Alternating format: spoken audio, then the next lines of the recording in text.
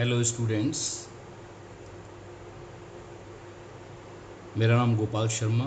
मैं आपको फिजिक्स को बिल्कुल सरल तरीके से पढ़ाने का प्रयास कर रहा हूँ।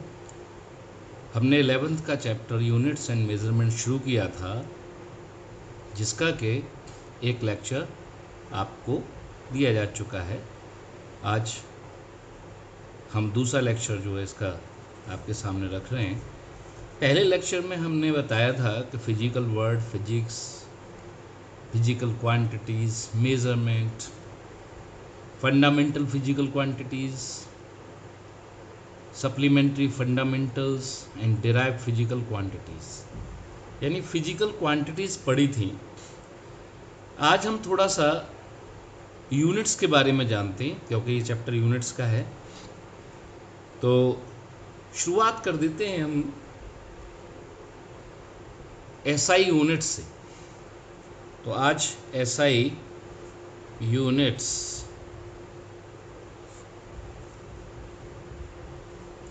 Of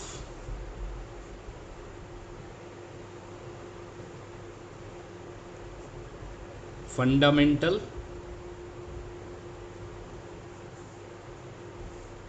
physical quantities,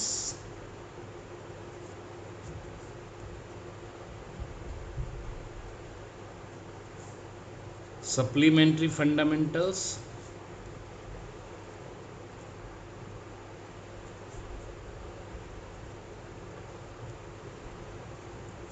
and derived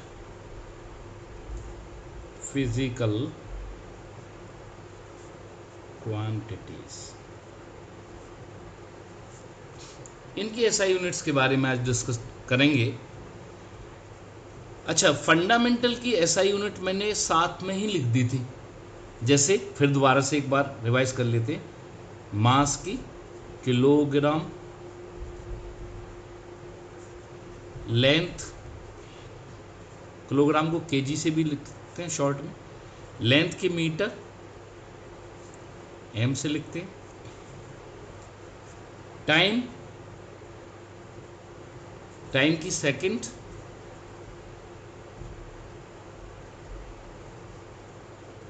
small S से भी लिखते हैं, टेम्परेचर की केल्विन,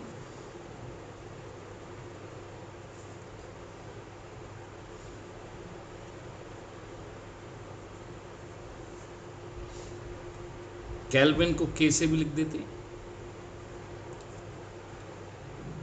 इलेक्ट्रिक करंट की एम्पियर,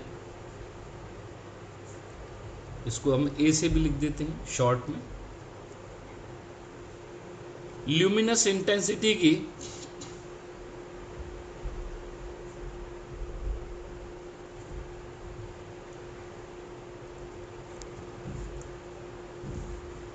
इसकी कैंडल आए, शॉर्ट में सी डी लिख देते हैं, और अमाउंट ऑफ सब्सटेंस की, ये मैंने पहले भी लिख रखी है, दोबारा से रिवाइज कर रहे हैं। अमाउंट ऑफ सब्सटेंस की मोल है।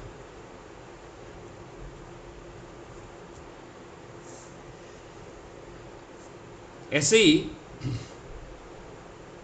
अगर हम इनकी नंबरिंग कर दें, पहला मास था, दूसरा लेंथ, तीसरा टाइम, चौथा टेम्परेचर, पांचवी इलेक्ट्रिक करंट, छठवीं लुमिनस इंटेंसिटी और सातवीं अमाउंट ऑफ सब्सटेंस।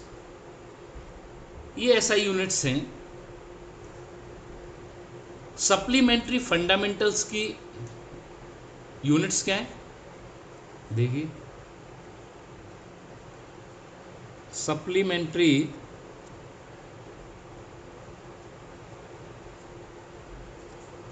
फंडामेंटल्स, इसमें एक तो एंगल है। एंगल की यूनिट क्या बताई थी हमने? रेडियन। और दूसरी सॉलिड एंगल था, उसकी यूनिट क्या बताई थी? स्टेरेडियन। अब ये जो हमने एसआई यूनिट्स लिखी हैं, इनकी डेफिनेशंस, तो डेफिनेशंस चूँकि अपनी जो बुक है NCERT 11th की उसमें दे रखी हैं, लेकिन साथ ही साथ ये रखा है कि इनको समझना है, ये कहीं पूछी नहीं जाएंगी आपसे ना। उनमें जो जो कुछ नंबर्स हैं, बड़े बड़े नंबर्स आएंगे उनको एक्सप्लेन करते समय, उनको याद रखना है। तो मैंने चूँकि इसको याद नहीं रखना, सिर्फ समझ करके छोड़ देना है, तो मैं आपके सामने SI unit, definitions of SI units अब आपके सामने मैं रख रहा हूँ। इनको समझना है बस हमें। और जैसे जैसे डेवलपमेंट होता गया, हमारी टेक्नोलॉजी बढ़ती गई, हम इन यूनिट्स को मॉडिफाई करते गए, यानी यूनिट्स वही रही लेकिन उनको मेजर करने का तरीका चेंज करते गए। सबसे पहले हम मीटर की डेफिनेशन देते हैं, लेंथ मीटर। 1 मीटर, 1 मीटर है क्या? किस चीज़ को 1 मीटर कहा गया है? भाई 1 मीटर लेंथ आपको कैसे मालूम पड़ा कि वो 1 मीटर थी? किसने बताया आपको? तो सबसे पहले प्लैटिनम इरिडियम, प्लैटिनम इरिडियम की एक स्ट्रिप थी, प्लैटिनम इरिडियम की स्ट्रिप, या उसको बड़ी स्ट्रिप थी इसलिए उसको रॉड भी कह सकते हैं। उस रॉड पर प्लैटिनम इरिडियम ही क्यों लिया गया था ये भी बता दें। प्लैटिनम इरिडियम की रॉड ही क्यों ली जा रही है? क्योंकि यही एक ऐसा एलॉय है जिसका कोरोजन बहुत लंबे समय तक नहीं होता, सैकड़ों हजारों साल तक नहीं होता, इसलिए इसको लिया जाता। तो इसमें कोरोजन नहीं होता, इसलिए हमने लिया है, जिससे कि उसमें कोई लंबे समय तक वो हमारे पास प्रिजर्व रह सकता है। तो वो क्या कह रहा है कि उस रॉड पर 2 पॉइंट, 2 निशान बना रखें। वो रॉड कहाँ रखी है? ये पेरिस में रखी हुई है, लेबोरेटरी है पेरिस में, उसमें रखी हुई है। और उन दोनों पॉइंट के बीच में जो 0 डिग्री सेंटीग्रेड पर जो उनके बीच की डिस्टेंस है उसको 1 मीटर माना गया। ये उस समय डिफाइन किया गया जब हमारे पास टेक्नोलॉजी के नाम पर कुछ ज़्यादा नहीं था, तो मैंने वो यहाँ लिखा भी नहीं है। उसके बाद जब टेक्नोलॉजी इम्प्रूव होती गई तो फिर हमने देखा कि जो वेवलेंथ्स हैं वो हमें ज़्यादा एक्यूरेट मेजरमेंट देती हैं, और वेवलेंथ कलर के हिसाब से बिल्कुल फिक्स होती हैं। तो फिर बीच में वेवलेंथ के हिसाब से जो है 1 मीटर को डिफाइन किया गया, और ये मैंने लिखा है, it is defined as the distance containing 1650763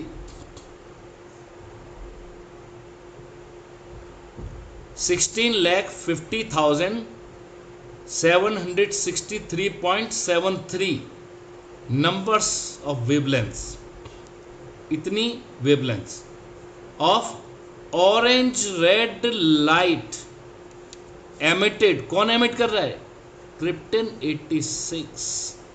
krypton 86 जो मॉलिक्यूल है उसकी कैरेक्टरिस्टिक जो ऑरेंज रेड लाइट है उसकी 16,50,763.73 इतनी वेवलेंथ, जितनी जगह में आती हैं, जितना स्पेस वो कवर करती हैं या उसको ऑक्यूपाई करती हैं, that space, that length is called 1 metre. उसके बाद फिर और डेवलपमेंट हुआ, और बाद में हमने देखा कि ये सब चीज़ें बदल सकती हैं, लेकिन एक चीज़ बिल्कुल फिक्स है। वो चीज़ क्या है? Velocity of light. वो हर एक फ्रेम में फिक्स है, वो कभी नहीं बदलती। तो जो बिल्कुल मोर रिसेंट जो डेफिनेशन है 1 मीटर की, वो स्पीड ऑफ लाइट से दी गई। 1 metre is the length of path travelled by light in vacuum in 1 upon speed of light। ये नीचे जो लिखी है, it is the speed of light. 299792458।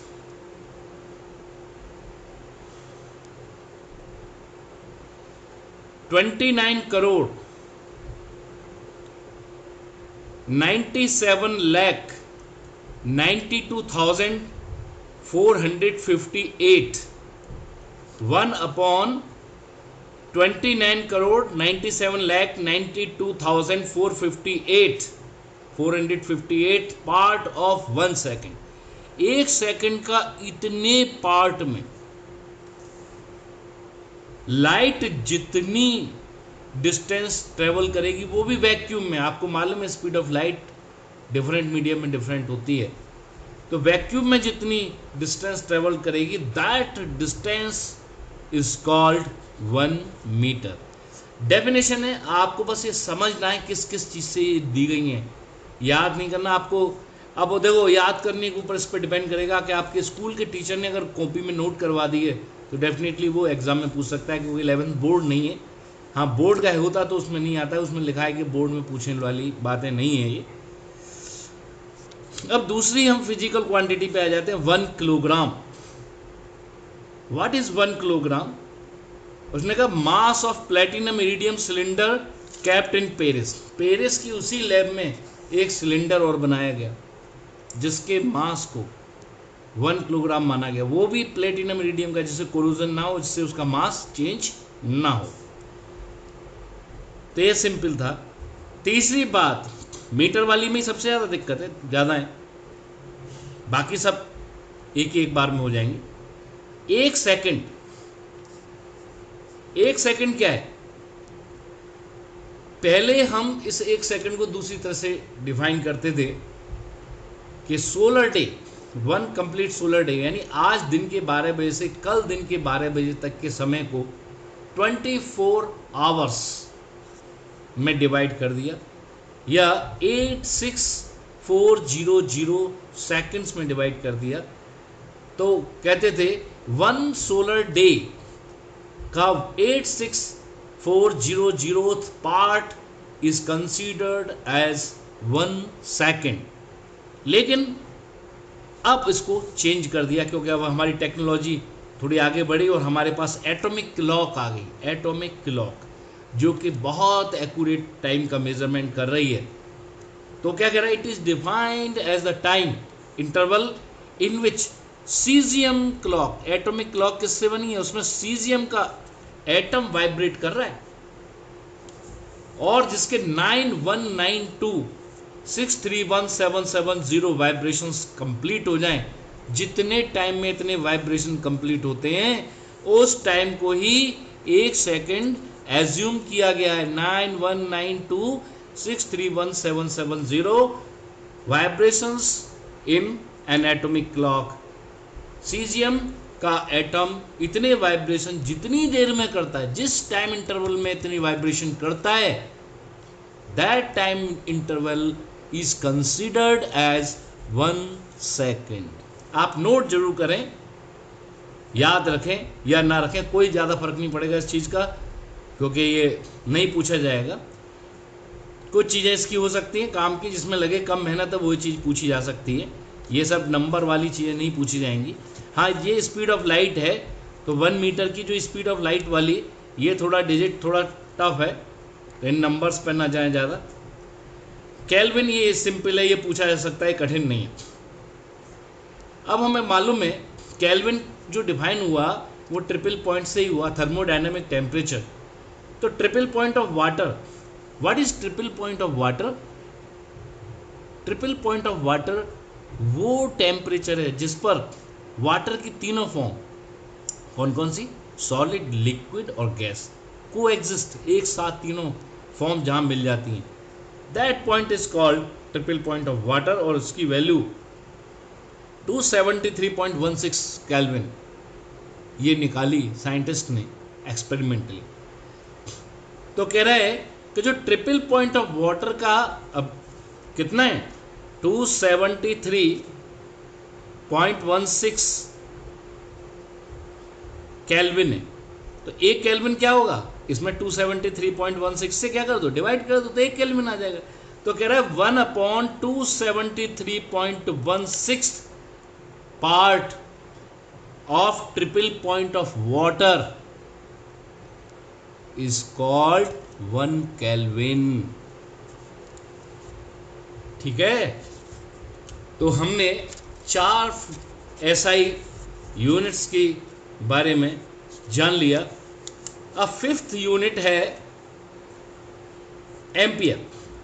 ये इंपॉर्टेंट तो है पर यहां आपसे नहीं पूछी जानी है, लेकिन लेकिन लेकिन लेकिन 12th में ये आपके सिलेबस में इंक्लूड है। एम्पियर की डेफिनेशन आप सोचो, इलेक्ट्रिसिटी से नहीं दी गई, मैग्नेटिज्म से दी गई है। मैग्नेटिज्म से दी गई है, उसके पीछे रीजन भी है, मैं थोड़ा सा बता दूं।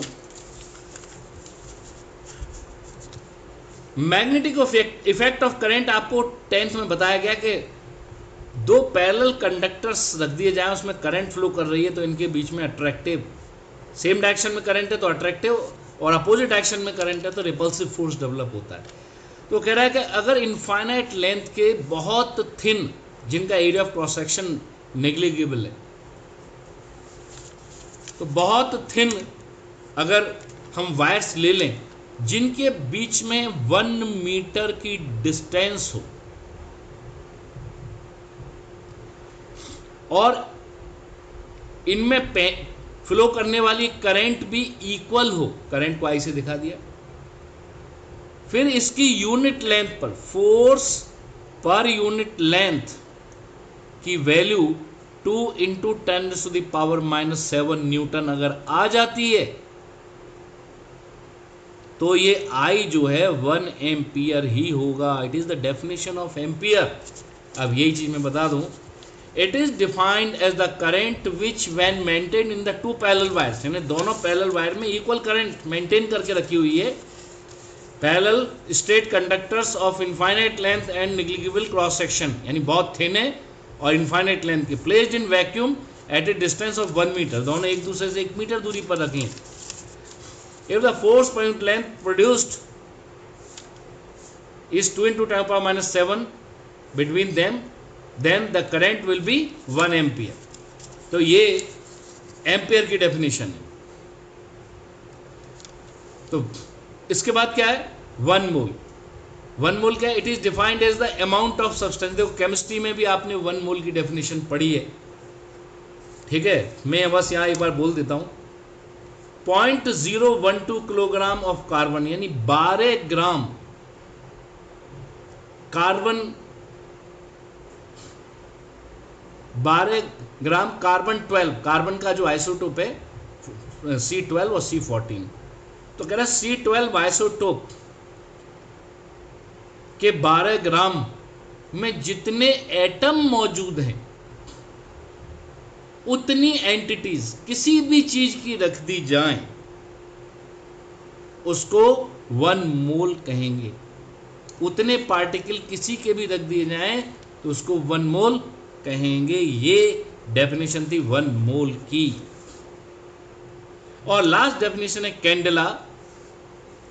चूंकि फोटोमेट्री भी सिलेबस में नहीं है तो कैंडेला को पूछने का कोई ज़्यादा औचित्य भी नहीं है, तो मुझे नहीं लगता कि ये पूछी जाती होगी, पर ये लाइट से संबंधित है। तो क्या कह रहा है, पहले ये दूसरी तरह से डिफाइंड थी, वो भी चूंकि मैंने कहा ना, चूंकि वो चैप्टर ही गायब है सिलेबस से कम 15-16 साल 20 साल से गायब हैं, तो अब वो समय हम लोगों ने बचपन में पढ़ा था इसको, लेकिन जब हम पढ़ते थे तो जब सब चीज़ें वो गायब हैं, उनकी कुछ मेमोरीज बस बची हुई हैं, हर चीज़ एक्यूरेटली नहीं पता है क्योंकि वो बुक्स में मिलते ही नहीं आसानी से। तो एक कैंडेला क्या है, 1 candela is the luminous intensity in perpendicular direction of surface of किसी ब्लैक बॉडी का 1/600,000 मीटर स्क्वायर, 1 मीटर स्क्वायर का 600,000 पार्ट, जिसको के प्लेटिनम के फ्रीजिंग पॉइंट जो काफ़ी बड़ी होगी, प्लेटिनम का मेल्टिंग पॉइंट बहुत होता है, तो जो मेल्टिंग पॉइंट है वही फ्रीजिंग पॉइंट है, ध्यान रख लेना। गर्म करते समय मेल्टिंग पॉइंट, और गर्म होने के बाद छोड़ोगे तो उसी को क्या बोलेंगे, फ्रीजिंग पॉइंट। तो प्लेटिनम के फ्रीजिंग पॉइंट पर रखी ब्लैक बॉडी, और वहां पर प्रेशर कितना मेंटेन किया है, 101.325 न्यूटन पर मीटर स्क्वायर, जो कि एटमॉस्फेरिक प्रेशर से काफ़ी छोटा है। तो इतने प्रेशर पर जो ब्लैक बॉडी से के इतने एरिया से, सरफेस एरिया से जो प्रोड्यूस होने वाली जो इंटेंसिटी है लाइट की, that intensity is considered as 1 candela. तो ये इनकी डेफिनेशंस हो गई। अब हम बात करते हैं कि 1 रेडियन क्या होता है। सप्लीमेंट्री की बात करें, 1 रेडियन, 1 रेडियन क्या होगा। हमने एंगल के बारे में बताया था, आर्क अपॉन रेडियस। तो और एसआई यूनिट क्या बताई थी इसकी, रेडियन। अब 1 रेडियन कब आएगा, इसको 1 कब करेंगे, आर्क अपॉन रेडियस, यानी arc is equal to radius. तो बिल्कुल यहां क्लियर हो जाता है कि 1 रेडियन क्या है, it is the angle subtended by an arc of length equal to, ये पूछी जाती है इसलिए ये इंपॉर्टेंट है, याद रख लेना, आपके स्कूल में बहुत पूछी जाती हैं, इक्वल टू रेडियस।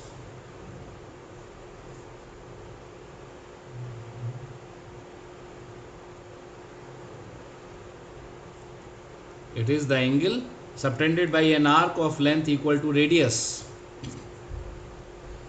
रेडियस के बराबर लेंथ के आर्क जो एंगल सबटेंड करेगा, यानी ये भी आर है और ये भी आर है, तो इसको हम 1 रेडियन बोलेंगे।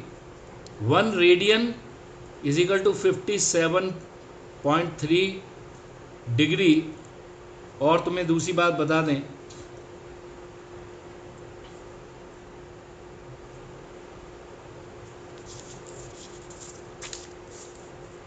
मैथमेटिक्स में आपको पढ़ाया जाता है pi radian is equal to 180 degree.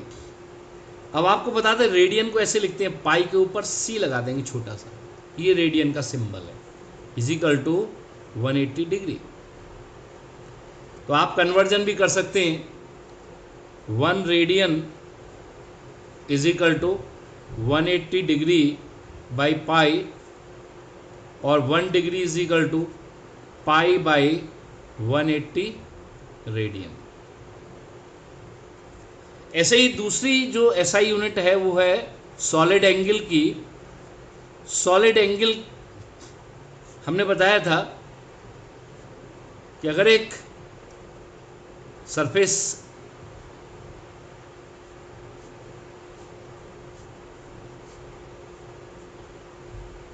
Area delta S ले लिया जाए, तो ये जो एंगल बन रहा है इधर 3 डायमेंशनल एंगल, इसको हम सॉलिड एंगल बोलते हैं। तो सॉलिड एंगल का फॉर्मूला हमने बता दिया था, क्या था सॉलिड एंगल का formula, surface area delta S upon R square. और एसआई यूनिट, यहां बात यूनिट की करनी है हमें आज। एसआई यूनिट क्या थी, steradian.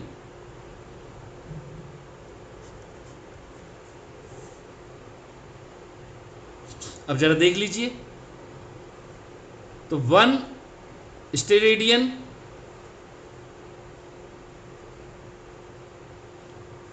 Delta S upon R square. ये क्या बता रहा है, तो 1 स्टेरेडियन कब आएगा, जब डेल्टा एस क्या होगा, आर स्क्वायर। तो डेफिनेशन वो हो गई, therefore if the solid angle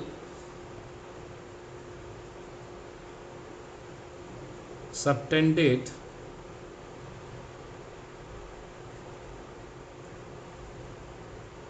by, therefore the solid angle subtended by a surface area equal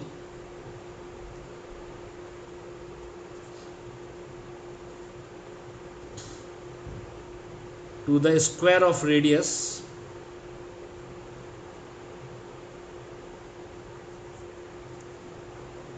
the solid angle subtended by a surface area equal to the square of radius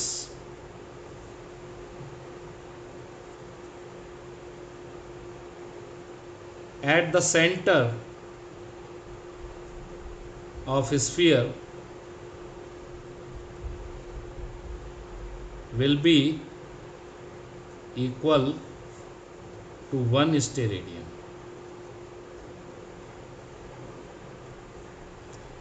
तो ये steradian की definition हो गई। तो ये definitions हमें आनी चाहिए, कम से कम एंगल और सॉलिड एंगल ही पूछी जाती हैं। अच्छा, एंगल और सॉलिड एंगल अगर हम इनको देखते हैं, इनको एसआई यूनिट में मतलब मीटर लेंथ किलोग्राम इनके टर्म में हम एक्सप्रेस नहीं कर सकते हैं, क्योंकि ये तो कैंसिल हो जाता है, arc upon radius metre upon metre cancel. फिर भी इसकी यूनिट हमें देनी पड़ी, इसीलिए इसको सप्लीमेंट्री फंडामेंटल, इसका व्यवहार बिल्कुल फंडामेंटल जैसा है लेकिन डिराइव होकर के आ रही है, इसलिए हम इसको फंडामेंटल के साथ नहीं रख पाए। तो मेरे ख्याल से ये दोनों चीज़ें आपको क्लियर हो गई होंगी, एंगल और सॉलिड एंगल, जिसके बारे में हमें पढ़ना ज़्यादा ज़रूरी था।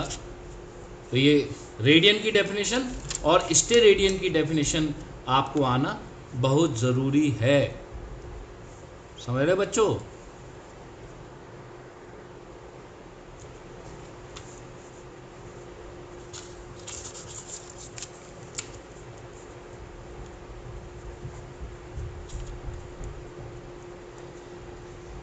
अब मैं बताता हूं SI units of derived physical quantities।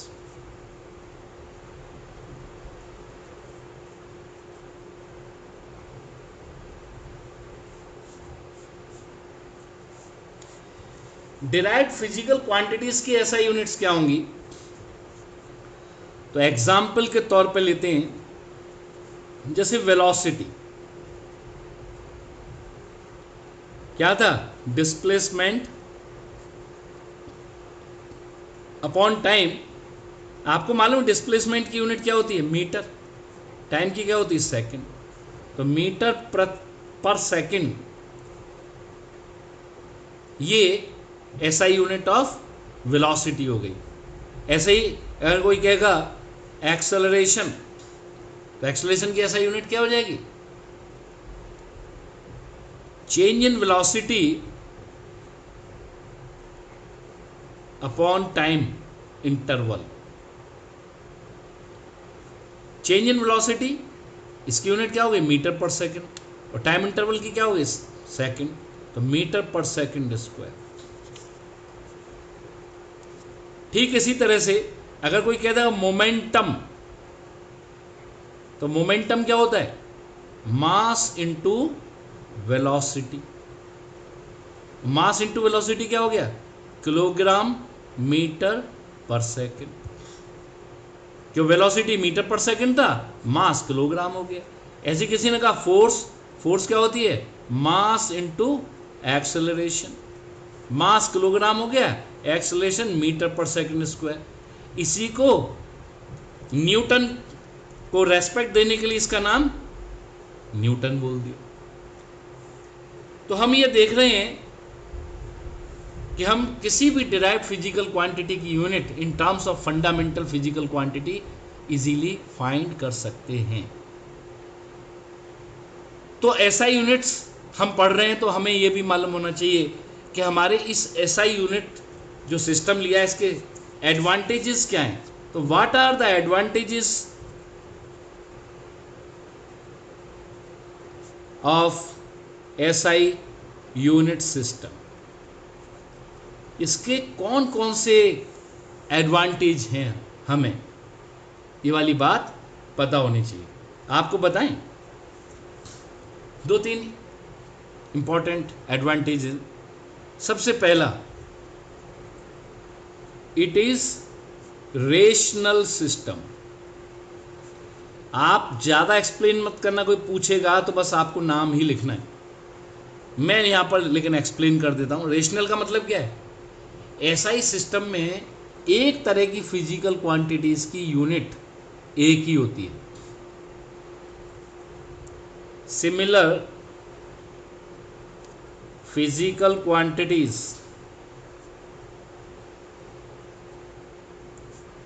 Have same unit.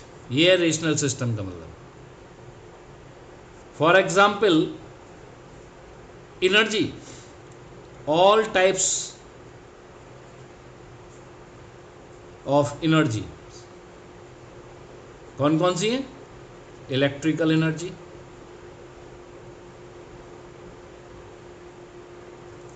Mechanical energy, kinetic energy इसको बोलते हैं,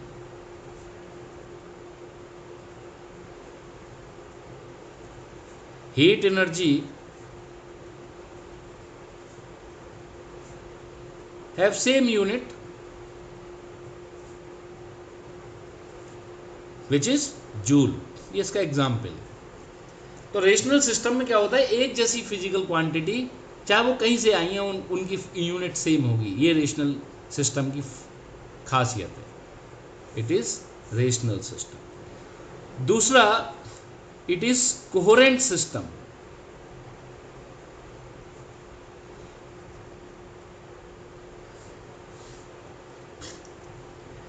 समझना पड़ेगा पहले, कोहेरेंट सिस्टम का मतलब समझना पड़ेगा आपको। कोहेरेंट सिस्टम क्या होता है आपको बता देते हैं। जैसे 1 न्यूटन, अगर मैं इसको फंडामेंटल यूनिट के टर्म्स में लिखूं तो सीधा सीधा 1 किलोग्राम मीटर पर सेकंड स्क्वायर। यहां कोई कांस्टेंट, डिफरेंट कांस्टेंट नहीं आना चाहिए, सिर्फ 1 ही आना चाहिए। 1 joule is equal to 1 kilogram metre square पर सेकंड स्क्वायर।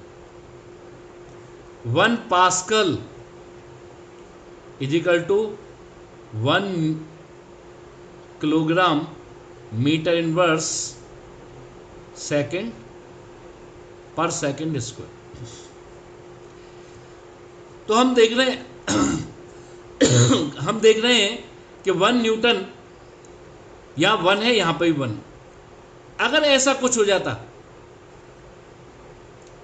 जो इसका एक्सेप्शन है वो बता देता हूं। अगर हम कहते 1 किलोग्राम वेट, तो हमें क्या लिखना पड़ता? 9.8 किलोग्राम मीटर पर सेकंड स्क्वायर। 1 किलोग्राम वेट, यहां 9.8 आ गया, एक फैक्टर आ गया। यानी जो हमारे सिंपल रिलेशन है, फिजिक्स के सीधे सीधे इक्वेशन है, उनमें कोई दूसरा फैक्टर नहीं आना चाहिए। जैसी हमारी फिजिकल क्वांटिटी में आपस में रिलेशन है, यूनिट बिल्कुल ठीक उसी पैटर्न पे आए, कोई एडिशनल फैक्टर ना आए, तो इट इज नॉन कोहेरेंट। ये सिस्टम नॉन कोहेरेंट है क्योंकि 1 kilogram weight is equal to 9.8। यहां पे 1 न्यूटन, जब हम एसआई यूनिट में लिख रहे हैं तो 1 न्यूटन 1 किलोग्राम मीटर पर second, 1 joule 1 kilogram metre square पर सेकंड स्क्वायर।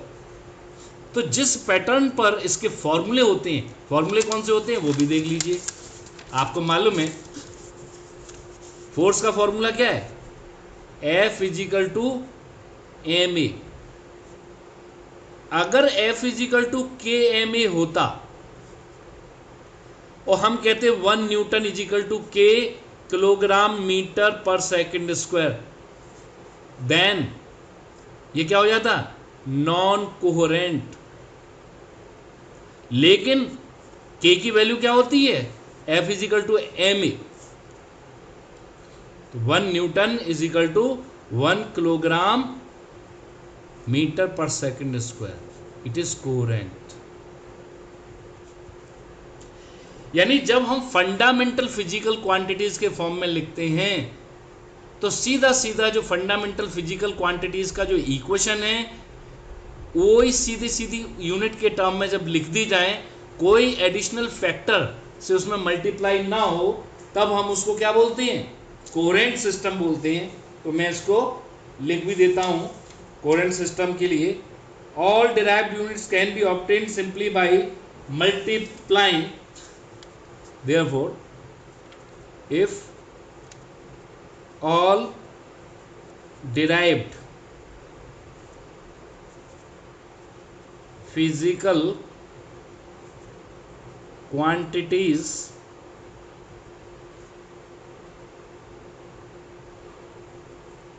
फिजिकल क्वांटिटीज के बारे में बात नहीं कर रहे हैं, यूनिट्स के बारे में बात कर रहे हैं। All derived physical units can be obtained simply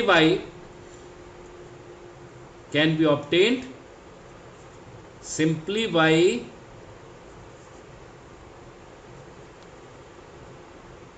multiplying or dividing the fundamental units, simply by multiplying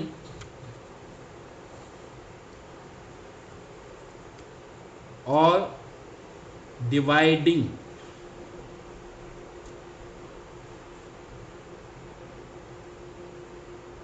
the fundamental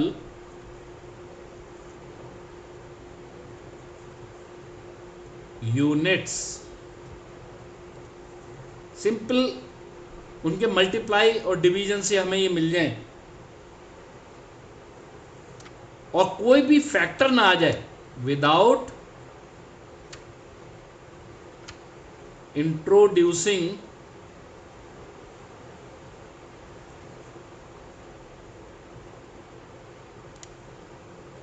any numerical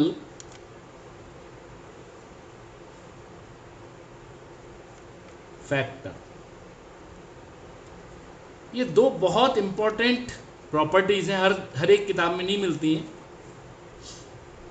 पर पता होना चाहिए। एसआई यूनिट का एक और है कि इलेक्ट्रिकल जो सिस्टम था, जो कि हमारे एमकेएस और सीजीएस सिस्टम में नहीं था, उनकी यूनिट भी इजीली हम यहाँ पर फाइंड कर लेते हैं, उनकी यूनिट भी हम निकाल लेते हैं उसी सिस्टम से। इसलिए therefore SI system is very useful system.